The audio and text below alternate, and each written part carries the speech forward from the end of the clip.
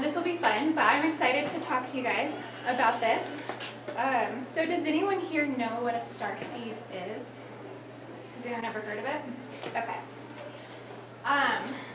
Okay, so a little bit about me. My name's Amanda. I go by Indy. My higher dimensional aspect of myself is Indigo Angel. So I have a Facebook page, I have a YouTube channel where I talk about starseeds and I talk about galactic consciousness. A starseed would be the belief that your consciousness is not just that of Earth.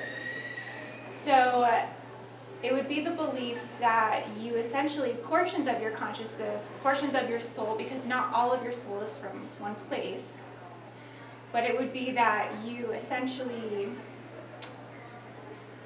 are a culmination point of many different galactic frequencies. Just like you have a sun sign, let's say you're a Sagittarius or you're Pisces or you're a Virgo. This would be an expression of your mythology to the world. So there are actually deeper quantum perceptions of that mythology and galactic harmonizations and galactic frequencies that essentially are aspects of your soul and aspects of your incarnation. So if you're one of those people who, go out at night and look into the stars and just feel like, gosh, I'm so connected to the Orion star system, I'm so connected to this star, there can be a feeling like a longing or a belonging to that star, like I'm so connected to that, why? There are many in this Aquarian age. This is kind of a New Age belief, honestly. It's not completely New Age, it's actually very ancient. The native and indigenous and the Lakotas and all of these elders of tribes, if you've been to other metaphysical fairs, you might see like a tribe elder or a tribe leader get up and talk about the star people. They believe that their ancestors are in the stars and these things.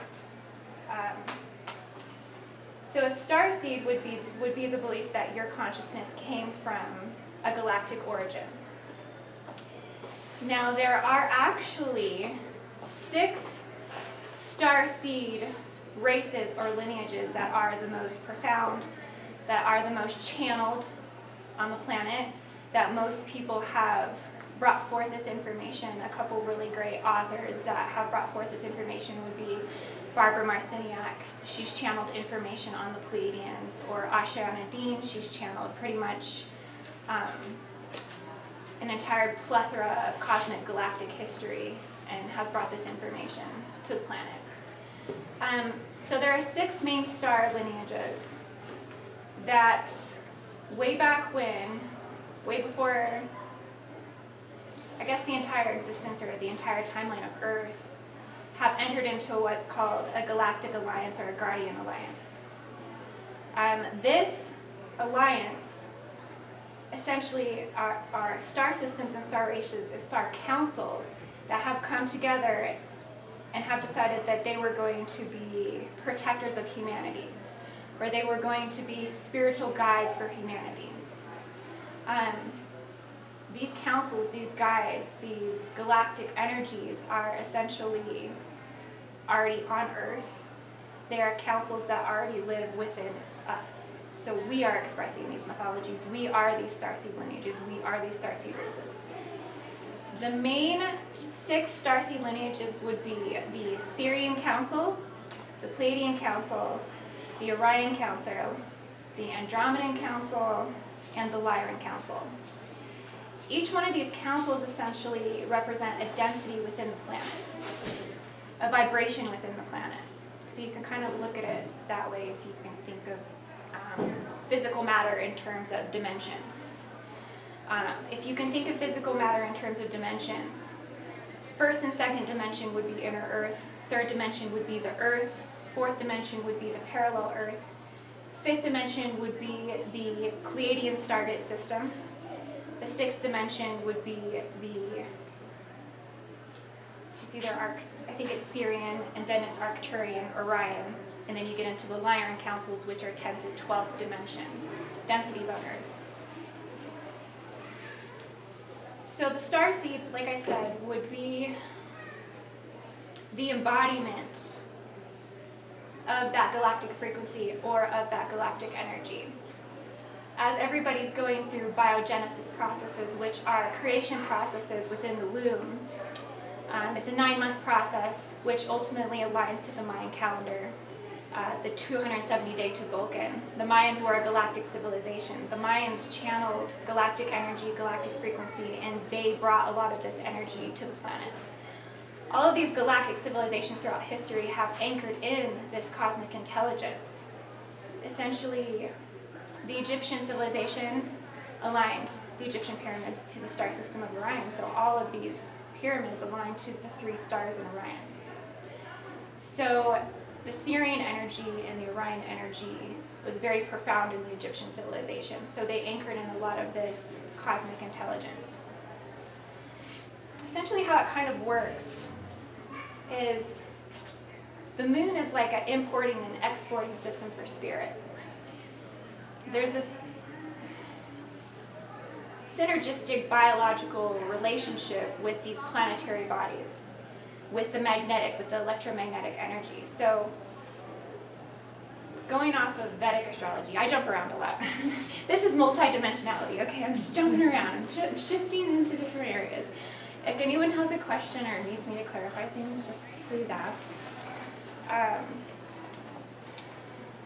Essentially,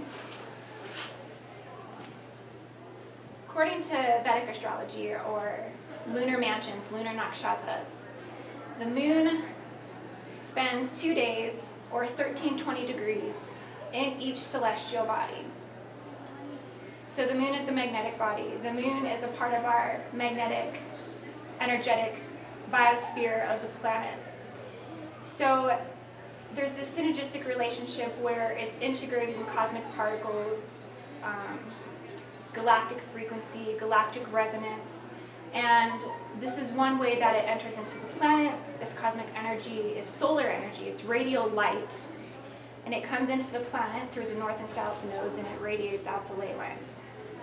Okay, so this is kind of just how those processes of how this cosmic intelligence can be perceived to come into our bodies, into the planet. So as you're going through creation processes within the womb through that 9-month cycle, you're essentially attuning to galactic frequency, you're attuning to galactic origins. And essentially it's called the spirit's cradle, it's called Lyra's cradle. Lyra's cradle, Lyran energy would be the foundation to all galactic species, all galactic energy. So it comes through this higher density body of the Lyran energy, and then therefore the rest of the galactic energy kind of follows suit through the dimensions because they represent that dimensional body going 12th dimension down to the 1st dimension. And it can also go 1st dimension to the 12th dimension of how this galactic energy incarnates into the planet as well. But essentially it is the belief system that you are not just of this earthly body, that our consciousness is that of cosmic intelligence, that we are this Akashic universal intelligence. And so everybody has a different galactic frequency, everybody has a different galactic blueprint. And one way that I find this out for people is I do Starseed origin readings. And so everybody has a date of birth, everybody has a time, and everybody has a location. And from that you can basically pull the degree positions and you can determine which star system that your consciousness incarnated from. So for example, anybody born in the beginning of Cancer, in the first 13-20 degrees of Cancer is going to be a Sirian star seed. They're going to have Sirian energy. Anybody born between Aries and Taurus is going to have Pleiadian energy. there's a lot of different ways you can look at it too. Some people see this as extraterrestrials. So if anybody's had experience with ETs or aliens, so this is a very physical manifestation of this energy when you actually see an ET or see an alien or see a light being, something that is perceived as not human. A lot of spirit guides and angelic guides are not only that of like angels. A lot of times they are ET guides or galactic guides. So this is one way that some people activate to this awareness or activate to this consciousness. They feel like they've seen an alien or they feel like they've seen an extraterrestrial.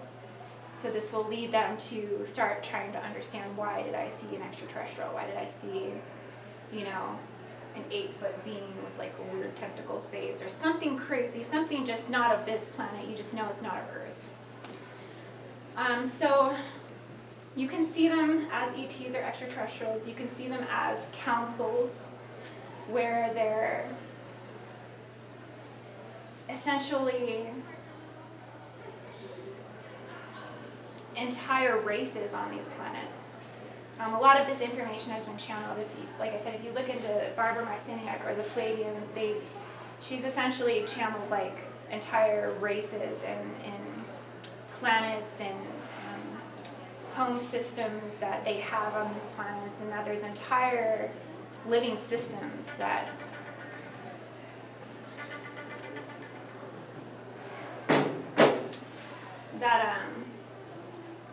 there are these beings. So like, for instance, like Andromeda.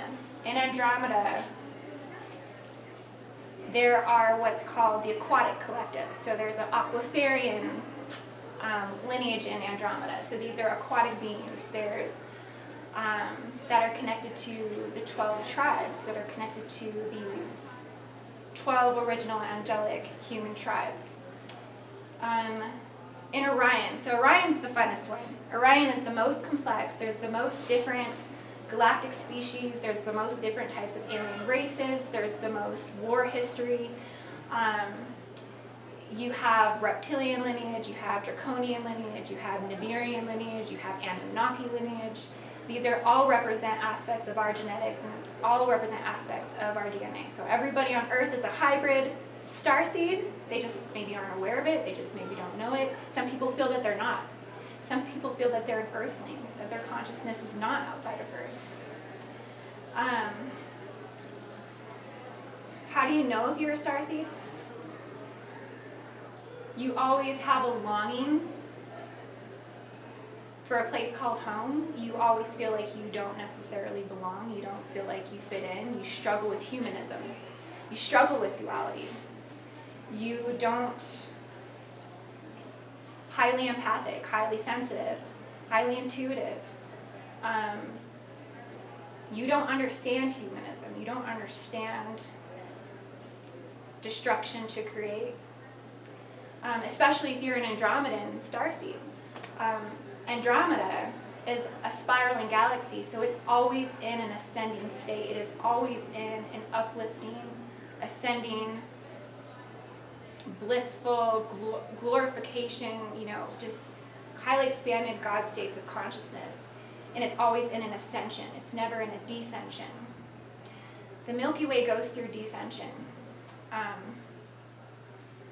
God consciousness in the Milky Way is an ascension and descension all the time. It's an expansion and it's a contraction of God source energy. So that's why we go through depression and we go through void spaces and we go through all of these lower density type emotions. It's because we're essentially going through a descension or a compression of energy. In the Andromeda galaxy, it's always ascending. So if you are an Andromedan starseed, you are connected to this eternal life force that's always in a state of ascension, and it's actually connecting you to this greater galactic body.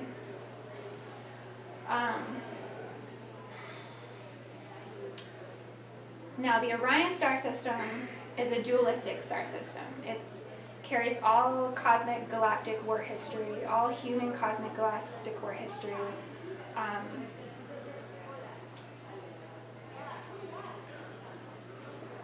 if you are an Orion starseed, some of your qualities would be that you are really keen to manipulation. You're really keen to foul play. You understand lies and manipulation. You understand the darkness of humanity. Your mythology on Earth would be here to transcend this for yourself and ultimately for the collective and ultimately for humanity. If you feel you are a starseed, you feel that there is a greater calling within you to fight for humanity. You feel that your mission on Earth is to essentially be a part of the task force that's come to this planet to heal, spiritually heal, and assist humanity with all of its evolutionary phases. You feel that it is your mission and it is your mythology to take this on as your duty, as your expression. So this is another way that you might connect with starseed energy.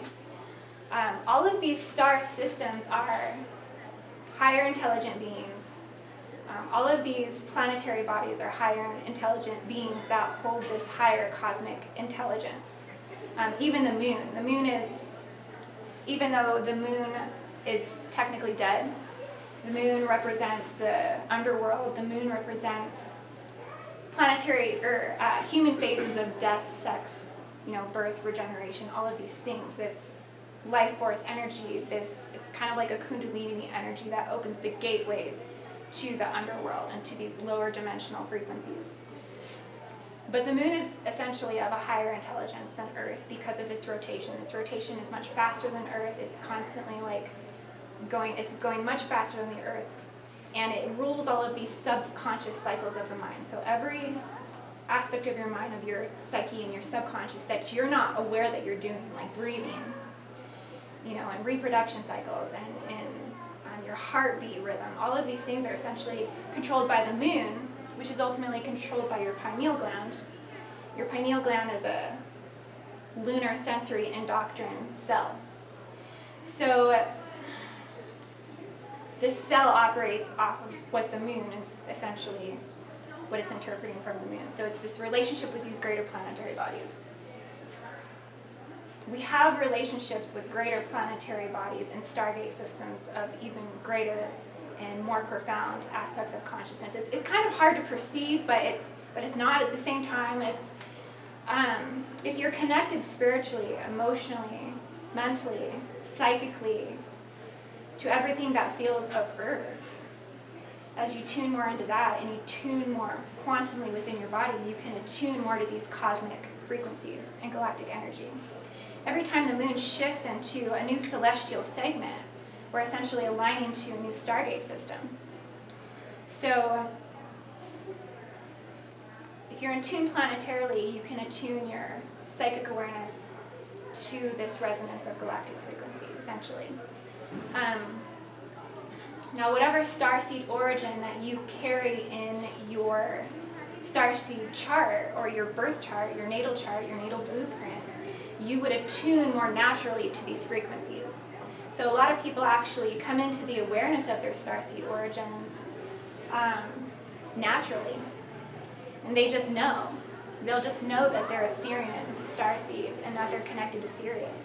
They don't really know why, but there's certain qualities that represent that star system. Like the Sirian star system is all about water. It's all about cetaceans, dolphins, whales. It's the connection to the Divine Mother. It's the connection to Mother Mary, Goddess Isis. This was her star. And that's why I said the Egyptian civilization anchored in that Sirian intelligence. They say that the Sirian star is the mother to our solar sun. So there's actually a heliarchal rising of Sirius, I think it's July 24th or something like that, that the Egyptians actually based their calendar off of. They didn't base their calendar off of the solar sun's rising. They based it off of Sirius. So the beginning of their calendar starts in July. But essentially, there's an alignment, and I believe it is like December 24th or December 25th, right? Christ's birthday. Where our solar sun, Sirius, and the 3 stars in Orion's belt all align. And through that alignment, they say that the Syrian star is the mother of our solar sun. So the Syrian star is the mother of Christ. These are the belief systems. And essentially, Christ would be the honoring of the solar sun. Christ would be our sun. It would be the radial light of our sun. So it all connects to our creation stories. It's been founded for civilizations. I mean, this isn't new. This is ancient. It's just a new way of expressing it. It's a new way of getting the information out. It has become somewhat of like a new age type thing, but it's always been there. And a lot of people these days are really connecting with it. They feel that their souls are eternal, and that their souls are one with the universal cosmic life force of the entire universe, and that we are not separate from everything that is in the universe. Galactic energy and galactic frequency and quantum galactic resonance is equal to quantum energy inside of your body. So the more that you can go inward inside yourself, the more that you can attune to galactic energy, because it's going so far in within that you're expanding so far without too. It's all internal, it's all visualization, and it's all that expansion and contraction of source energy, essentially.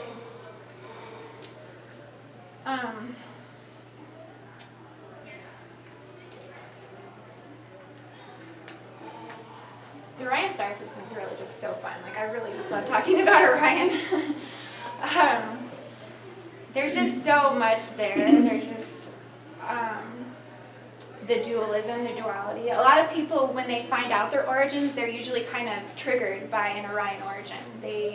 Sometimes it's looked at as bad. It's looked at as like not as enlightened or not as spiritual as some of the other origins, but it really truly is one of the most profound origins and the most complex, because it really does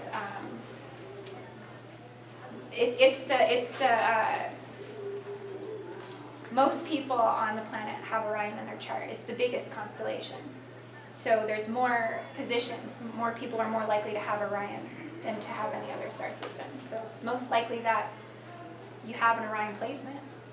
You have multiple placements, though, and it's not just these 6 star systems. There's lots of them. That's what was going to be my question. Yeah, yeah. There's many. I think if you studied Ptolemy, he has 42 in his book that he studied. There are 88 constellations in the sky. The Egyptians went by the 36 10-degree decans, so they went by 36 constellations. The Hindus went by 28. It's just here in the Western world that we just focus on the 12, really. And so I think the 12 are the gateway. You know, once you learn about those 12, then it's like, well, what about these ones, and what about these ones? And then you're kind of studying everything, and takes you into the depth of astronomy and astrology, and really starting to understand as much as we can from this limited human perception what all of this really means. But essentially, everybody on Earth is a hybrid starseed with lots of different galactic genetics, because it does reflect within the DNA, and it does reflect on a genetic level. They say that, like, if you're a Lyran starseed, you have more feline energy. It's more of a cat-like origin. If an avian as well, it's also bird. If you are Orion, there's, like I said, there's that reptilian, draconian, dragons, Anunnaki. It's really connected to that aspect of the genes. Syrian energy, I believe, would be like mantis. So there's all these different proteins that people are connecting this galactic frequency to as well.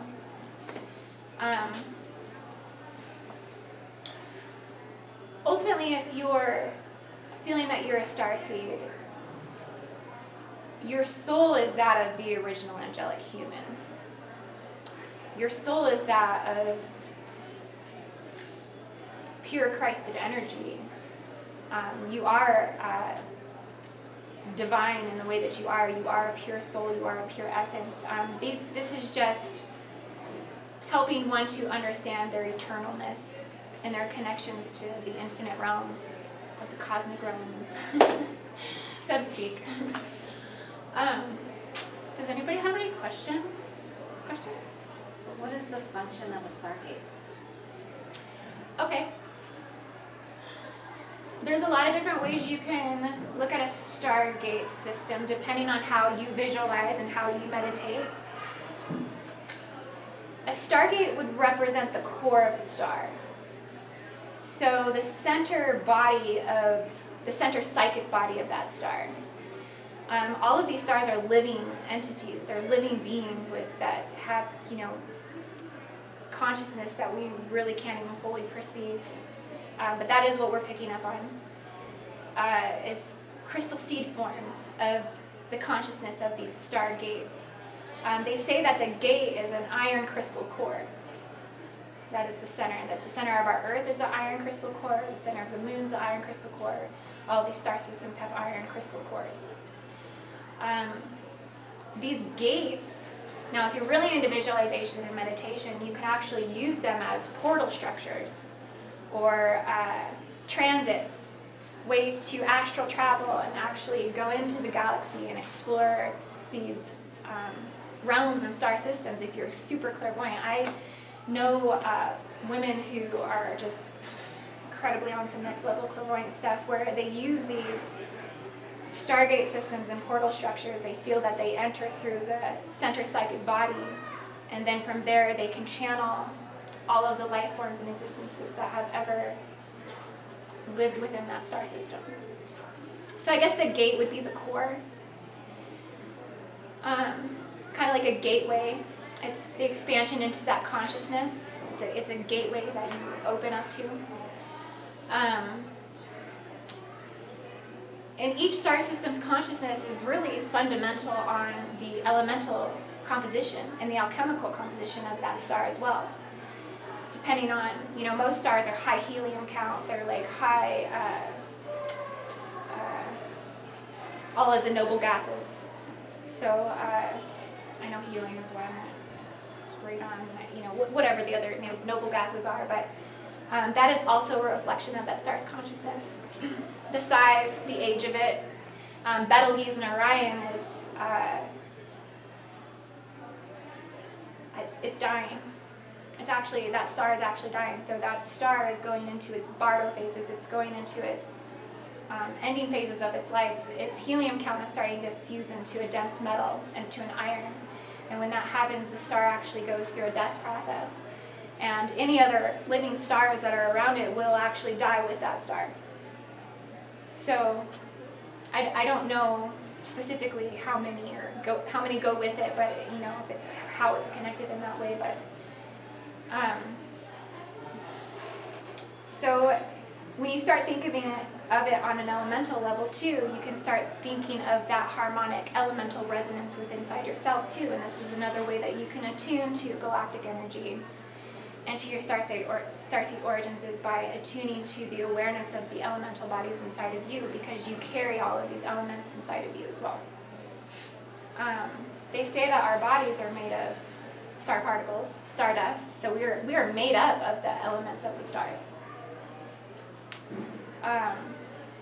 Gold in the body. If you guys know about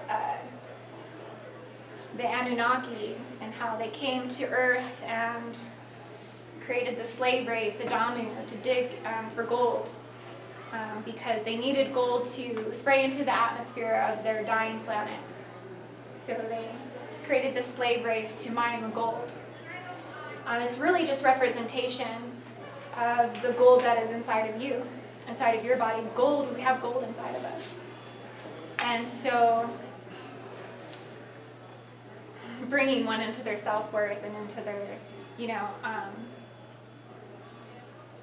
aspects of self that would relate to the gold inside of the body, which would be your creational aspects. If you're connecting to gold inside your body, you're connecting to creation. If you're connecting to iron inside the body, you're connecting to the underworld. You're connecting to the non-living, because that is the process of death.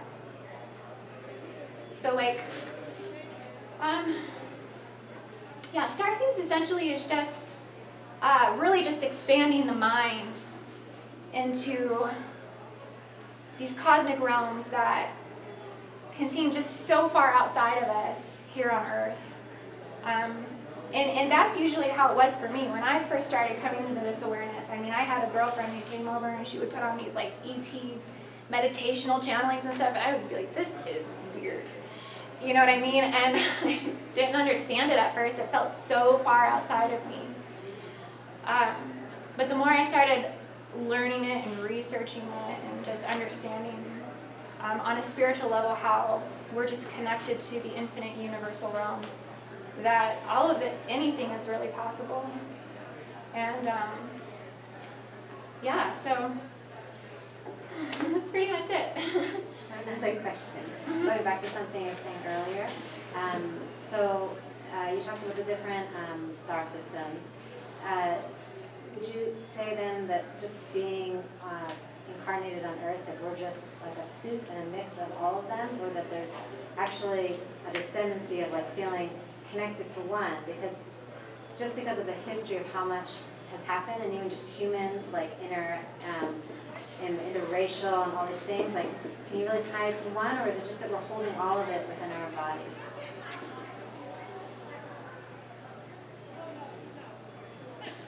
I feel like we're holding it all within our bodies. I feel that there are star systems that you will inherently channel and resonate with, and it will be a part of your foundation of your origin, truly, because it is in your cosmic blueprint. You were harmonizing and resonating to this galactic energy in utero, as through your umbilical cord. Spirit incarnates through the umbilical cord. It incarnates through the blood. It incarnates through your mother's blood, through the iron. Iron actually is the magnetic force that pulls that spirit into the body. That's why it's called the solar plexus, is because it's the soul. I do feel that there will be specific origins that you will inherently be drawn to, and that will feel like that is your home. But then at the same time, I feel that, we are a hybridization as well. I feel like we're both. It's both. I feel like everybody on Earth there's no same. Just like your fingerprint. There is no two same souls. You know, like there's gonna be differences. You're gonna have different origins. We are a living library of multiple origins. There are, no two the same, all different. I think I answered that. But we're all just hybrids of cosmic intelligence and cosmic origins, and different species too. So we all look different. We're all like, you might be more avian, cetacean, you're mantis and feline, more so because cosmically you're connected to those races where you would genetically, so it's also manifesting in physical form as well, so to speak. Yeah. It's pretty cool, huh? Yeah. It's pretty wild.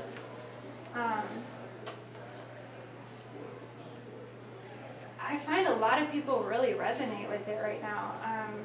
I don't know if it's going to be a spiritual fad that just comes and goes, but I really feel like, I don't feel like it is, because it was really opening people up to these just incredible possibilities, and people have memories of this. It's almost like a cellular memory that they pull from. It's called the race morphogenetic field. So there's there's a race morphogenetic field inside of the planet. It's called the sphere of Amenti. So this is, I guess, how these energetic races incarnate into the planet. This is all etheric, and through this race morphogenetic field, these lineages and these races have carnated through this field.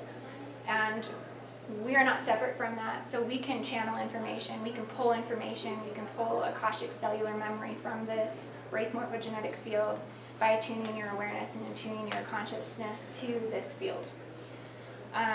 It's basically like an invisible field that floats around in your toroidal field. It's like a field within a field, many spheres within your own energetic body that you can tune into and kind of channel this information. Anybody can really do it too. Everybody on earth has this capability. Everybody, even everybody who's here doing readings, I mean, it's just attuning the awareness to that subtlety body or that psychic ability within yourself. And it's just a process of mentally, visually, clairvoyantly, clairsentiently, meditationally, activating that within your consciousness and your awareness. And you can essentially pull cellular memory where these existences and these origins from these galactic star systems, you can remember these lifetimes and these existences. A lot of people do. I mean, I have some people reach out to me that will just be crying and in tears when they find out their origins, because they'll just be like, oh my gosh, like I remember this time on this planet. They have very visual remembrances of being from Orion, being from Mintaka, being from Betelgeuse. They've seen these planets, they've seen these worlds, and they've channeled, lots of different star beings that are extraterrestrial. And a lot of them are our guides, some of them are our friends, some of them are our friends, malevolency and benevolency. And that's all within the Milky Way galaxy because it's so dualistic. And that's why if you get out of the Milky Way galaxy and you start channeling information from Andromeda, you're going to find more like benevolent beings because the Milky Way is just so dualistic. It's just dualistic in nature because it's barred. The entire consciousness of the Milky Way is dualistic. Because it's like a barred galaxy and then it goes into a spiral. If you look at the actual structure of the Milky Way. And that's why human consciousness goes through a dualistic perception before it can transcend things into the light. Are there any galaxies that are just going down? Not that I know of. There is a triangular galaxy, if anybody's heard of the triangular galaxy. It's like a triangle. I've always kind of wondered about that one. Like, what does this mean? Is it like Christ did, because the Trinity, I always kind of wonder, like, about the consciousness of that. I don't know, just because of the portal structure and how it's spinning, I don't know if it would be a black hole, essentially, because it would be a reverse spin. It would be an anti-particle spin. So there are Merkaba structures. Every living system has a Merkaba field where it's pulling in particle and anti-particle matter. So there's two spins essentially within your etheric energetic body. One is clockwise and one is counterclockwise. Clockwise would be solar, would be ascension. Counterclockwise would be the opposite. Would be descension, would be pulling in the unseen or the etheric aspects of the universe, so to speak, anti-particle. Thank you. Yeah, thank you. I think.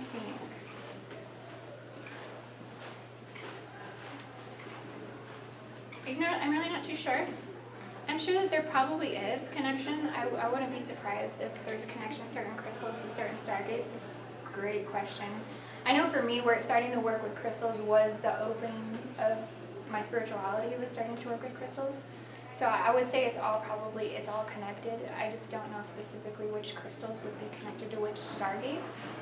Well, I also noticed that UFOs will usually hang out in places that are dense in crystal, like crystal mountains or like the volcanoes, and the dense crystal is where they're kind of hanging out. And I've wondered if it's even part of a charging system. Yeah, totally. Well, have you heard of the UFO watchtower in the sand dunes?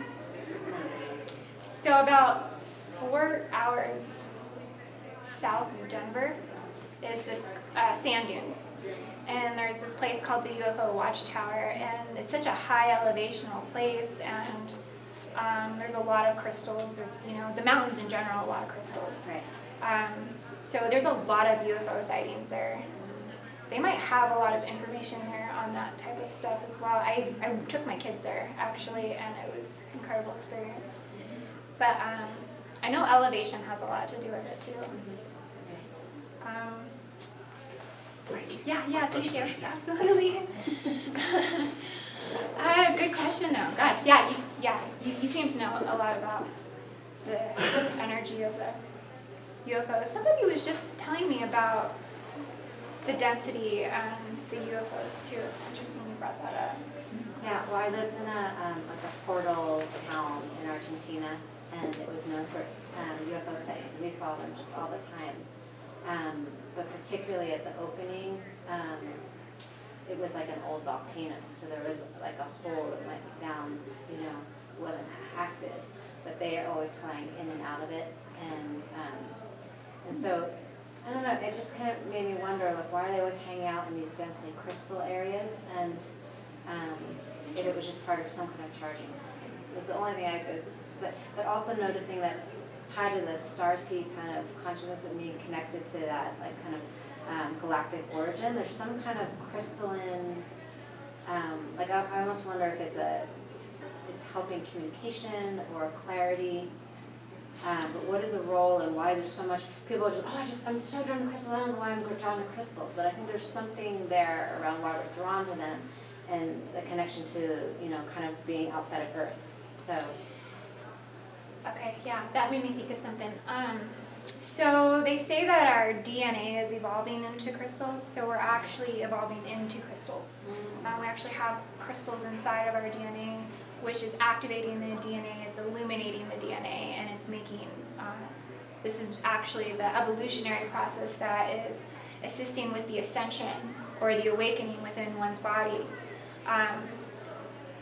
They say that there's many processes of ascension, so there's the awakening process, but then there's also a process where you have to bring your body through to the higher dimensions of your consciousness. So now your consciousness has awoken, but now you have to bring the physical body through, and that process, I believe, is the DNA evolving into crystalline structures inside of you, and I believe there is many different phases of that evolution. Because you go through like a crystalline, and then like a plasma crystalline, and then like an etheric plasma crystalline. There's like these different bodies that we shift through that attune your awareness more to galactic harmonic frequencies and resonance within, and be able to actually perceive and understand that. So one has to go through a lot of, honestly, to really fully embody this information and really understand it. I think one really has to go through these rigorous ascension cycles within their body. And yeah, it is. We're essentially turning into crystals. That's exciting. That's why Yeah, we right. sparkle so much. Yes, exactly. You can see it. We get more, you can actually see crystals underneath the skin.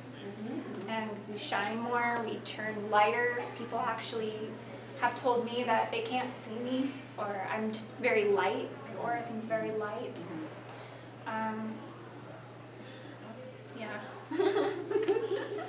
Yeah, I just totally winged this whole thing. I forgot that I signed up for it, and then they told me I was doing it, and I was like, Oh, I'm just going to talk. yeah.